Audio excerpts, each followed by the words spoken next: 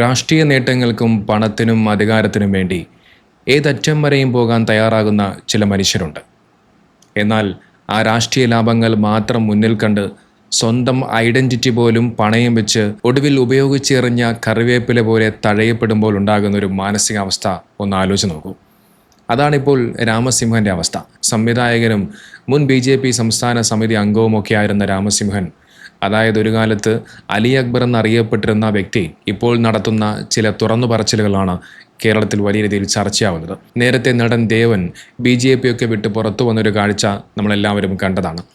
അതിന് തൊട്ടു പിന്നാലെയാണ് സംഘപരിവാർ പ്രോപ്പഗണ്ടകൾ ഏറ്റുപിടിച്ച് പേരുമാറി, തൻ്റെ സ്വന്തം മതം മാറി, സിനിമാ മേഖലയിൽ നിന്ന് പോലും ഒറ്റപ്പെട്ട് ഒടുവിൽ പാർട്ടിയിൽ നിന്ന് നാണം കെട്ട് പുറത്തു വരേണ്ടി വന്ന അവസ്ഥയാണ് രാമസിംഹൻ ഇപ്പോൾ. ഏതായാലും രാമസിംഹൻ്റെ വാക്കുകൾ നമുക്കൊന്ന് കേൾക്കാം. ഈ വളരെയധികം താല്പര്യത്തോടുകൂടി വർക്ക് ചെയ്യാനുള്ള ഒരു ത്വരയോട് കൂടിയിട്ടാണ് BJPയിലേക്ക് വരുന്നത്. കാരണം അത് ഇവിടുത്തെ BJPയുടെ നേതാക്കളെ കണ്ടിട്ടല്ല, അതായത് മോദിജി സെൻട്രലിൽ നടത്തുന്ന ആ പ്രവർത്തനങ്ങൾ കണ്ടിട്ട് അതിൻ്റെ ആകാൻ വേണ്ടിയിട്ടാണ് ഒരാൾ ഇതിലേക്ക് വരുന്നത്. പക്ഷെ വന്നു കഴിഞ്ഞാൽ പിന്നെ അദ്ദേഹത്തിന് ആ വരുന്ന ആൾക്ക് അതോടുകൂടി അയാളുടെ ഉള്ള ജീവനും കൂടി പോയി എന്നുള്ളൊരു അവസ്ഥയിലാണ്. പിന്നെ അദ്ദേഹത്തിന് ആർക്കും വേണ്ട. വരുമ്പോൾ ആദ്യത്തെ ദിവസം ഷാലിടാനും ഷെയ്ക്കാൻഡ് കൊടുക്കാനും ചിരിച്ചിങ്ങനെ ഫോട്ടോ എടുക്കാനും എല്ലാവരും ഉണ്ടാവും. പിന്നെ ആരും ഉണ്ടാവില്ല. എൻ്റെ അന്നം മുട്ടി എന്നുള്ള സത്യം നാശത്തിലേക്ക് പോയി അന്നം മുട്ടിപ്പോയി. ഇപ്പം ഞാൻ ഉദാഹരണം പറഞ്ഞുതരാം. ഞാനിപ്പം ഈ BJPയിലേക്ക് വരുന്നതിന് മുന്നേ എനിക്ക് എല്ലാ സെറ്റപ്പ് ഉണ്ട്, ഇവിടെ സ്റ്റുഡിയോ ഉണ്ട്, എല്ലാ കാര്യങ്ങളും ഉണ്ട്. ഞാൻ ഒരു വർഷം ചുരുങ്ങിയത് 10 ലക്ഷം മുതൽ 15 ലക്ഷം രൂപയുടെ ജോലി ഞാനിവിടെ ചെയ്തുകൊണ്ടിരുന്നതാണ്. ഞാൻ BJPയിലേക്ക് ചേർന്ന അന്ന് മുതൽ ഇന്ന് വരെ എൻ്റെ എല്ലാ എക്യുപ്മെൻസും തുരുമ്പെടുത്ത് പോവുകയല്ലാണ്ട് 10 രൂപയുടെ പണി ഞാൻ ചെയ്തിട്ടില്ല. പടങ്ങൾ കിട്ടാതായോ നിങ്ങൾക്ക്? പടങ്ങളില്ല. നിങ്ങൾ ആലോചിക്കൂ, 15 വർഷത്തിനിടയ്ക്ക് ഞാൻ സിനിമ ചെയ്തിട്ടില്ല. എനിക്ക് വരുന്ന വർക്ക് വന്നിട്ടില്ല. എനിക്ക് നിന്നാൽ കിട്ടും. ഞാൻ ലീഗിൽ പോയി കഴിഞ്ഞാൽ എനിക്ക് സൗകര്യം കിട്ടില്ലേ, സമ്പത്ത് കിട്ടില്ലേ, തീർച്ചയായും സ്ഥാനങ്ങൾ കിട്ടില്ലേ. അപ്പൊ ഇതൊക്കെ വേണ്ട എന്ന് വെച്ച് ത്യജിച്ചിട്ടാണ് വരുന്നത്. അങ്ങനെ വരുന്നവർക്ക് സ്ഥാനം ഈ പറയുന്ന ഈ എന്താണ് നേതാക്കന്മാരെ കൊടുത്തിട്ടില്ലെങ്കിൽ പിന്നെ എന്ത് ചെയ്യാൻ പറ്റും? അത് വിഡ്ഢികൾ അങ്ങനെയല്ലേ കിട്ടിക്കൊള്ളൂ. BJPയിലെ ആളുകളൊക്കെ കുറെ വിഡ്ഢികളുണ്ടെന്ന് പറയോ? ഞാൻ അങ്ങനെ തന്നെ പറയും. വിഡ്ഢികളുണ്ട്, പമ്പര വിഡ്ഢികളായതുകൊണ്ടാണ് ഇങ്ങനെ ഓടുന്നത്. BJPയിൽ ചേർന്നതോടെ തൻ്റെ അന്നം മുട്ടി, 1 രൂപയുടെ വരുമാനം പോലും ഇല്ലാതായെന്നാണ് രാമസിംഹൻ ഇതിൽ പറഞ്ഞു വെക്കുന്നത്. വർഷങ്ങളോളം BJPക്ക് വേണ്ടിയും സംഘപരിവാർ ആശയങ്ങൾക്ക് വേണ്ടിയും സോഷ്യൽ മീഡിയയിലും അല്ലാതെയുമൊക്കെ ഏറ്റവും കൂടുതലും ഉറക്കെ സംസാരിച്ച ആളുകളിൽ ഒരാളായിരുന്നു രാമസിംഹൻ. ആ രാമസിംഹനാണ് ഇപ്പോൾ ഇങ്ങനെയൊക്കെ പറയുന്നത്. പാർട്ടിയിൽ ചേരുന്നതിന് മുമ്പ് എനിക്ക് സ്വന്തമായി സ്റ്റുഡിയോയും സൗകര്യങ്ങളുമൊക്കെ ഉണ്ടായിരുന്നു. വർഷത്തിൽ 10 മുതൽ 15 ലക്ഷം രൂപ വരെ സമ്പാദിച്ചിരുന്നൊരു മനുഷ്യനാണ് ഞാൻ. എന്നാൽ BJPയിൽ എത്തിയതോടെ എൻ്റെ വരുമാന മാർഗങ്ങൾ പൂർണ്ണമായി ഇല്ലാതായി. അന്നം മുട്ടി. എൻ്റെ സിനിമാ ഉപകരണങ്ങളെല്ലാം ഉപയോഗിക്കാതെ തുരുമ്പെടുത്ത് നശിച്ചു എന്നൊക്കെയുള്ള സങ്കടങ്ങളാണ് രാമസിംഹൻ പറഞ്ഞു വെക്കുന്നത്. ഇനി ഇതോടൊപ്പം തന്നെ രാമസിംഹൻ മറ്റൊരു കാര്യം കൂടി പറയുന്നുണ്ട്.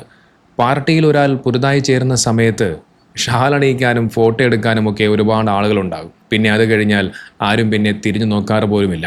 രാഷ്ട്രീയത്തിൽ വരുന്നവർക്ക് സ്വന്തം ജീവിതം വഴിമുട്ടുന്ന അവസ്ഥയാണ്. അതുമാത്രമല്ല, ഞാൻ കോൺഗ്രസ്സിലോ അല്ലെങ്കിൽ കമ്മ്യൂണിസ്റ്റ് പാർട്ടിയിലോ മുസ്ലിം ലീഗിലോ ഒക്കെ നിന്നിരുന്നുവെങ്കിൽ എനിക്ക് ആവേശത്തിന് ഒരുപാട് സൗകര്യങ്ങളും പദവികളുമൊക്കെ എനിക്ക് ലഭിക്കുമായിരുന്നു എന്നൊക്കെ അദ്ദേഹം പറഞ്ഞു വയ്ക്കുന്നുണ്ട്. കേരള BJPയിൽ ചേർന്നതിൽ എനിക്ക് വലിയ രീതിയിലുള്ള പശ്ചാത്താപമുണ്ട് എന്നിങ്ങനെയുള്ള കുറേ സങ്കടങ്ങളൊക്കെ രാമസിംഹൻ ഇങ്ങനെ പറഞ്ഞു വയ്ക്കുന്നുണ്ട്. നോക്കൂ, സംഘികളെ തൃപ്തിപ്പെടുത്താൻ മറ്റു രാഷ്ട്രീയ പ്രസ്ഥാനങ്ങളെയും ഇസ്ലാമിനെയും മുസ്ലിമീങ്ങളെയും നിരന്തരമായി അധിക്ഷേപിക്കാൻ മുന്നിൽ നിന്ന ആളാണ് ഇന്നിപ്പോൾ ഈ ഒരു അവസ്ഥയിലേക്ക് എത്തി നിൽക്കുന്നത്.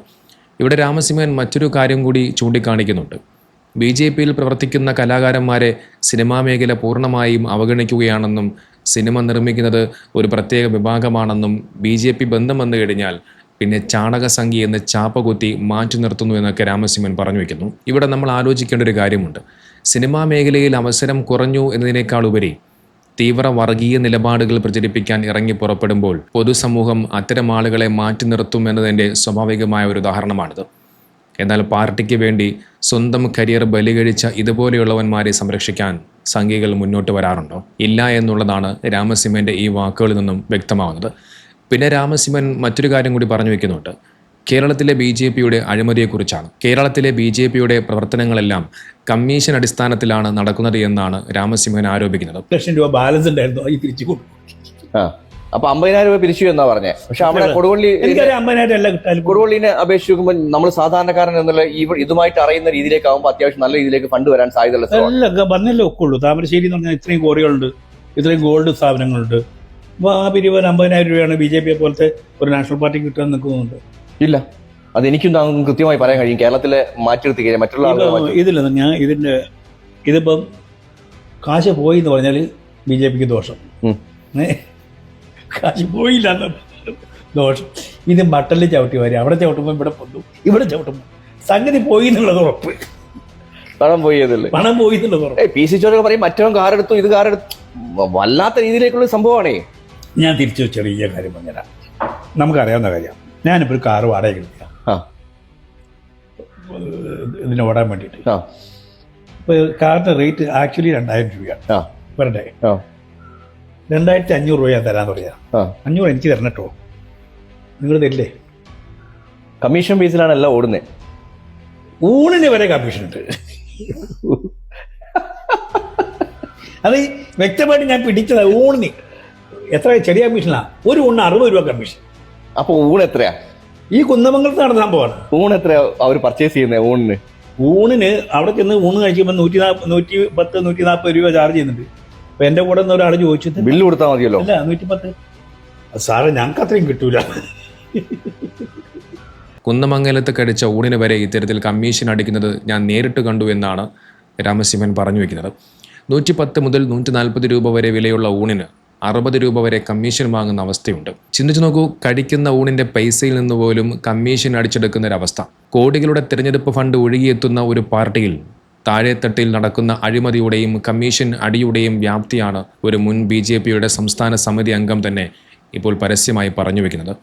ഇവിടെയാണ് നമ്മൾ രാമസിംഹൻ്റെ മുൻകാല ചരിത്രം പരിശോധിക്കേണ്ടത്. സാധാരണയായി ഇസ്ലാമിനെ വിമർശിക്കുന്ന ആളുകൾ തങ്ങളുടെ മതമോ പേരോ ഒന്നും ഉപേക്ഷിക്കാതെ തന്നെ അതിൽ നിന്നുകൊണ്ട് തന്നെയാണ് ഇസ്ലാമിനെ വിമർശിക്കാറുള്ളത്. ഉദാഹരണത്തിന് അബ്ദുള്ള കുട്ടിയും ആരിഫ് ഹുസൈനും ഫസൽ കാരാട്ട് പോലെയുള്ള ആളുകൾ. എന്നാൽ ഇവിടെ രാമസിംഹൻ സംഘപരിവാർ അണികളുടെ പിന്തുണയും കയ്യടിയും കിട്ടാനും പണത്തിനും അധികാരത്തിനും വേണ്ടിയും തൻ്റെ സ്വന്തം മതം മാറി പേര് മാറി രാമസിംഹൻ എന്ന പേര് സ്വീകരിച്ച് ഹിന്ദുമതത്തിലേക്ക് കടന്നു വന്നു.